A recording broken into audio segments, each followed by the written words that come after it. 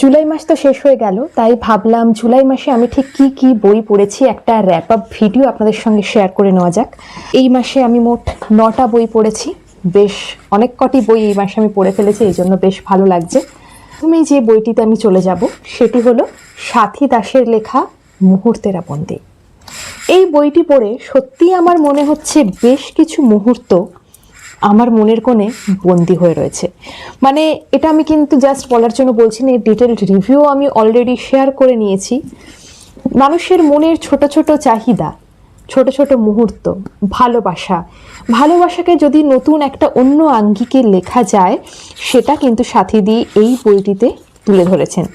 এই বইটি লালমাটি প্রকাশনী থেকে প্রকাশিত, মুদ্রিত মূল্য 450 টাকা। উজ্জয়িনী নামের একজন লেখিকা। বুঝতে পারবেন যে খ্যাতির শীর্ষে যদি কেউ চলে যায়, তারপরেই কি তার জীবনে সুখ, শান্তি, আনন্দ, স্বাচ্ছন্দ্য সব থাকলেও মানসিক শান্তি থাকে?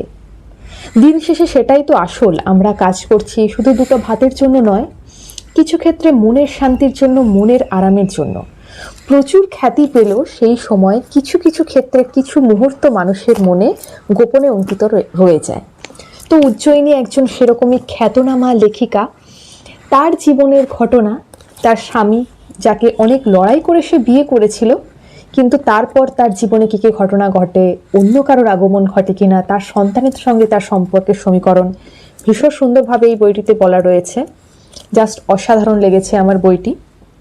নেক্সট বইটিতে ফিরলে জানিও, অভিষেক চট্টোপাধ্যায়ের লেখা, দ্বীপ প্রকাশনী থেকে প্রকাশিত, সদ্য প্রকাশিত বই।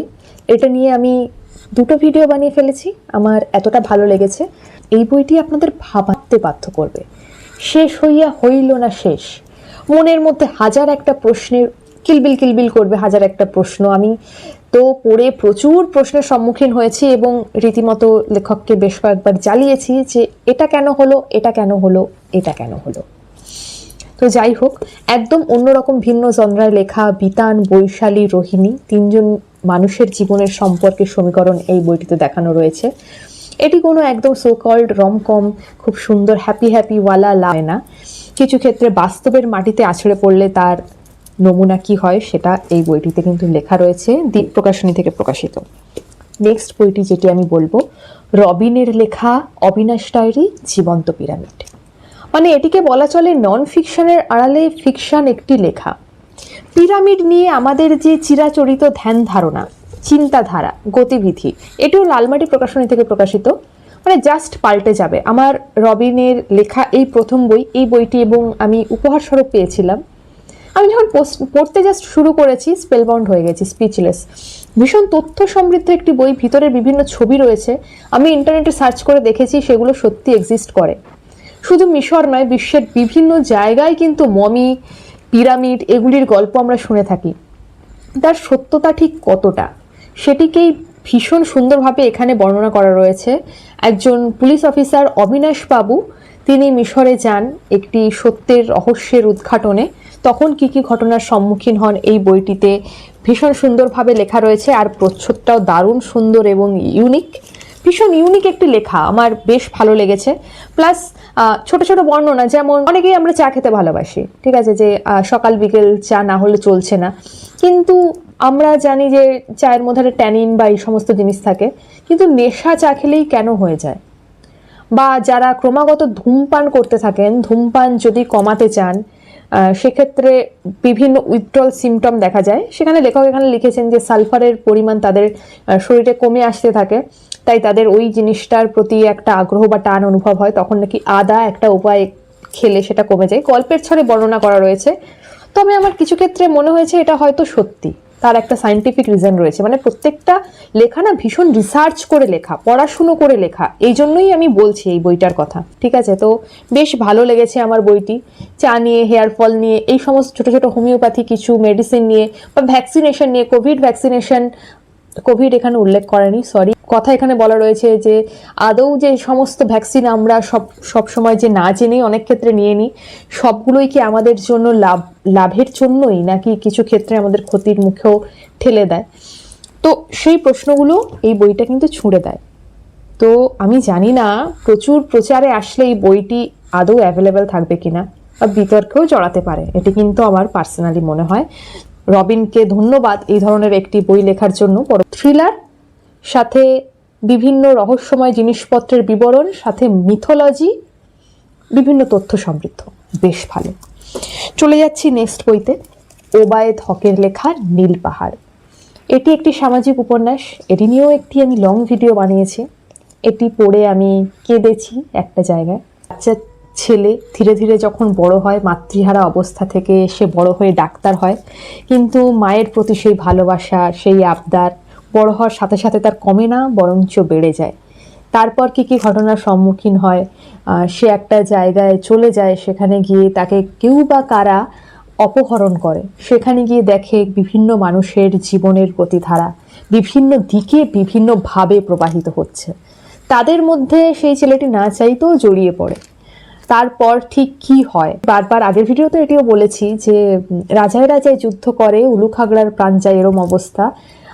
যারা নিচু শ্রেণীর বা নিম্ন শ্রেণীর, যারা আমরা গ্রাউন্ড লেভেলে কাজ করে থাকি, তারাই ঝামেলা ঝগড়াঝাটি করে অনেক ক্ষেত্রে অনেক কিছু ওভারলুক করে যায়। এদিকে উপরে যারা বসে থাকেন তারা জাস্ট ফায়দাটুকুই লোটেন। এটি কিন্তু এই বইটিতে রয়েছে। আর ভীষণ ইমোশনাল একটা স্টোরি, দেশভাগের সময়কার একটি কথা। হিন্দু মুসলিম বাঙালিদের সঙ্গে পাহাড়িদের যে একটা মতানৈক্য, সেটিও এই বইটির মধ্যে ভীষণ ভালোভাবে ফুটে উঠেছে। এই বইটি অরণ্যমন প্রকাশনী থেকে প্রকাশিত, 250 টাকা মুদ্রিত মূল্য। ওবায়েদ হকের লেখা প্রথম উপন্যাস। এটি পড়ার পরে আমি আরও একটি উপন্যাসের অর্ডার করেছি, আর কাঠি করেছিলাম, সেটিও আমি পড়ে আপনাদের জানাবো। তারপরে দুটি বইয়ে আমি চলে যাচ্ছি। ভারত সংহিতা পার্ট 1 এবং 2। এটি হলো পৌরাণিক কাহিনীকে গল্পের আকারে লেখা রয়েছে, ভীষণ তথ্য সমৃদ্ধ বই। বইটি দীপ্তি প্রকাশনী থেকে প্রকাশিত, লিখেছেন তন্ময় চ্যাটার্জি। তো বিভিন্ন ক্ষেত্রে আমরা জানি পুজোর বিভিন্ন বিবরণ, বিভিন্ন পুরাণ, বেদ, বেদান্ত, উপনিষদ, মহাভারত সম্পর্কে আমাদের অনেক তথ্য বা ব্যাকগ্রাউন্ড স্টোরি আমরা জেনে থাকি না, বা জানলেও বাংলায় বিভিন্ন কঠিন ভাষায় হয়তো লেখা থাকে, সবসময় পড়া হয়ে ওঠে না। সেগুলি এই বই দুটির মধ্যে খুব সুন্দরভাবে দেওয়া রয়েছে। এটির একটি ডিটেলড রিভিউ আমি শেয়ার করেছি, আমার ইউটিউবে রয়েছে অলরেডি। ভীষণ সুন্দর লেগেছে আমার বইটি। তবে আমার যেটুকু লেখকের কাছে মানে অভিযোগ বা অনুযোগ যেটাই বলতে চান, বা একটা সাজেশন ছিল, এটা না কন্টিনিউ লেখা হয়ে গেছে। আমার মনে হয়েছে ধরুন একটা পার্ট, সেখানে আমি একটা কারোর ব্যাকগ্রাউন্ড হিস্ট্রি লিখছি, সেটা গরুরের হতে পারে, বা সাপেদের সঙ্গে যে একটা মহা সর্পনিধন যজ্ঞ, সেখানে আস্তিক মুনি এসেছিলেন, মনসা, তার যে বিভিন্ন দেবী, তাদের উদ্ভব, তাদের কীর্তিকলাপ, বিভিন্ন কিছু, কুশ ঘাস।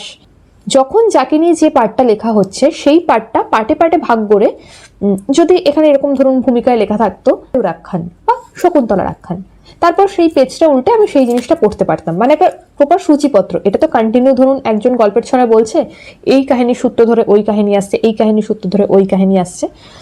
অনেক সময় তথ্য সমৃদ্ধ বই আপনার একটা কিছু পড়ার ইচ্ছে হলো, ধরুন আমি জটায়ু সম্পর্কে জানবো, উনি কে ছিলেন, একটা পাখি, এত বড় পক্ষীরাজ, উনি কিভাবে গরুর ধ্বজ, গরুর বাহন বলে পরিচিত হলেন। এই বইটি আমি পড়ার সময় খুঁজে পাবো না, কারণ সূচিপত্র তো সেই জিনিসটা নিয়ে আমাকে খুঁজতে হবে, এটা বেশ কষ্টসাধ্য। তো এইভাবে যদি প্রত্যেকটা কাহিনী, যার যার কাহিনী, অনেকগুলি কাহিনী জানি, এটা একটু টাইম কনজিউমিং হতো।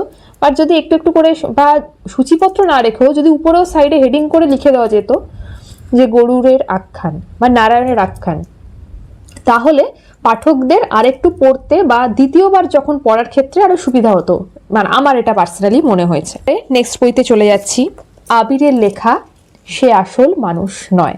রিডার্স এক্সপ্রেস থেকে প্রকাশিত, মুদ্রিত মূল্য 225 টাকা। এই বইটি ফিউচার নিয়ে লেখা, যে আজ থেকে অনেক বছর পর ফিউচারে সত্যি সত্যি সবকিছু কি এমনই থাকবে, না সমস্ত কিছু রোবট কন্ট্রোল করবে, মানুষের পরিবর্তে সেখানে আস্তে আস্তে দেখুন না, এখন এআই সমস্ত জায়গায় জায়গা করে নিচ্ছে।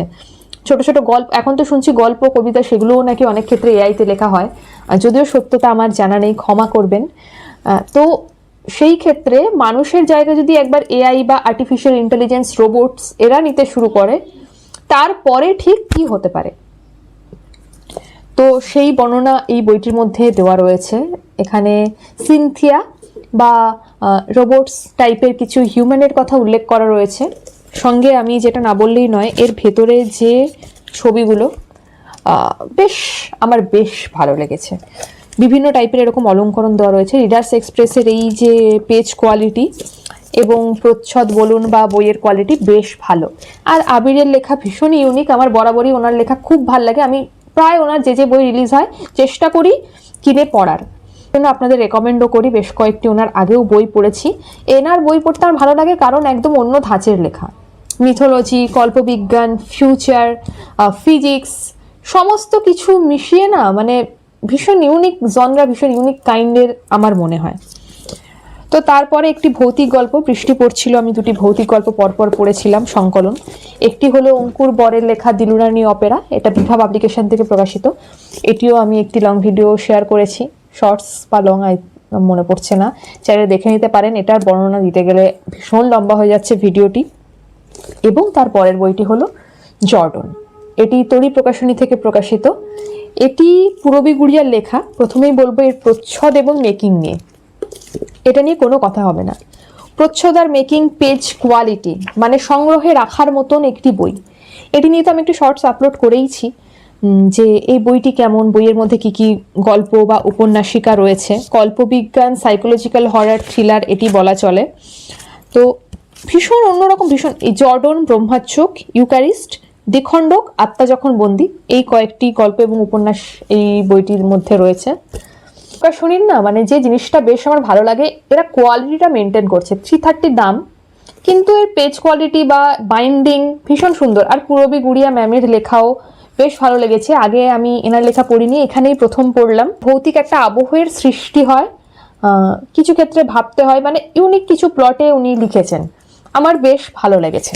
তো এই বইগুলি আমি পড়েছি, তাই আপনাদের সঙ্গে শেয়ার করে নিলাম। ভিডিওটা হয়তো একটু লম্বা হয়ে গেল, কিন্তু আপনারা জুলাই মাসে কে কোন বইটি পড়েছেন জানাতে ভুলবেন না। আর এই বইগুলির মধ্যে আপনারা কি একটাও বই পড়েছেন সেটাও জানাবেন।